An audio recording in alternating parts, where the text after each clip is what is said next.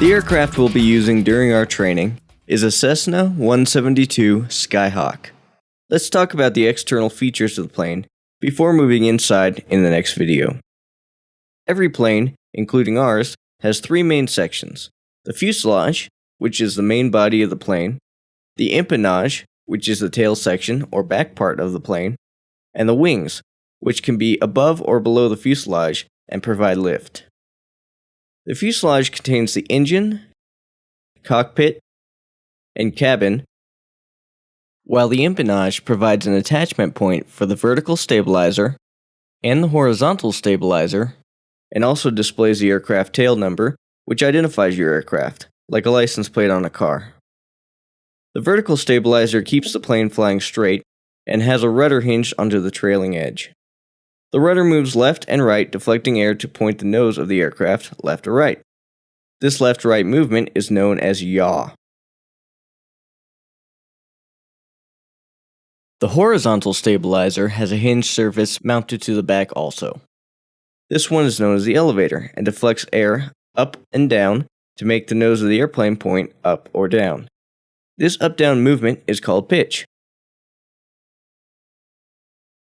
There is another small hinged surface attached to the back of the elevator called the trim tab, which is used to keep the elevator in place so the pilot doesn't have to manually hold it.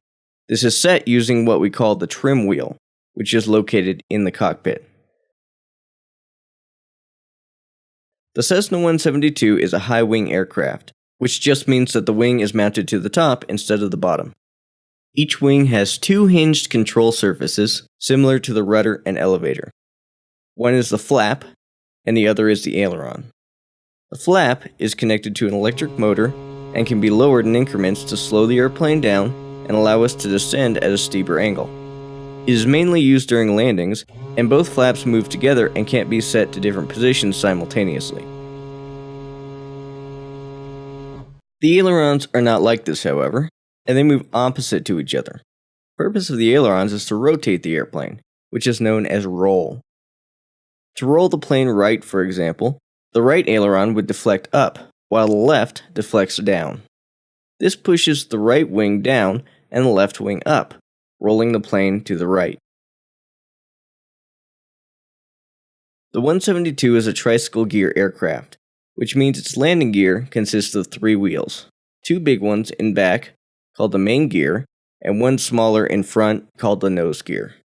The main gear are made to support the weight of a landing, while the nose gear is used for steering since it can rotate left and right, unlike the main gear. Our plane has a 4-cylinder engine capable of producing 180 horsepower. It's located in front of the cockpit and directly drives the propeller. The area around the engine is called the cowling and provides a little flip-up door for us to check the oil levels before every flight. Fuel for the engine is stored in tanks within each wing. The red caps on the top of the wings are to access the fuel tanks. We can unscrew those to add fuel or check fuel levels when needed. If we look below that, under the wing, we see a silver thing sticking out. That's the pitot tube. What it does is takes air pressure and channels it into the cockpit to be analyzed by the instruments. This is how the instruments determine the airplane's speed through the air. There's also a tiny hole in the cowling called the static port that works with the pitot tube to deliver static air into the instruments in order to calculate atmospheric pressure. This is used for instruments like the altimeter and vertical speed indicator, which we will learn about shortly. Have you ever looked up at a star at night only to discover that it was actually an airplane? That happens because airplanes have lights that allow other aircraft to see them. There are a few kinds of lights. The light on top of the vertical stabilizer is called the beacon. The switch for that light should be left on at all times, but the light will only turn on when electrical power starts flowing. It just flashes softly so that others can tell the plane is running.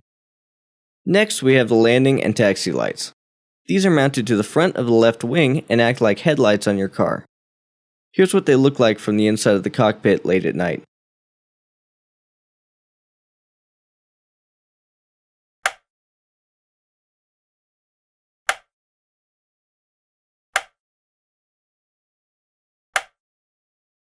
The strobe lights are located on the wingtips and flash quickly and brightly to get the attention of other aircraft. Last are the nav lights, also known as position lights. These ones are kinda nifty. The nav light system consists of 3 lights, a green, a red, and a white, all pointed in different directions, and is universally the same for all aircraft. The green light is on the right wingtip, while the red light is on the left wingtip, with a white light shining from the back of the rudder. The purpose of this configuration is to tell other pilots which way your aircraft is pointed at night.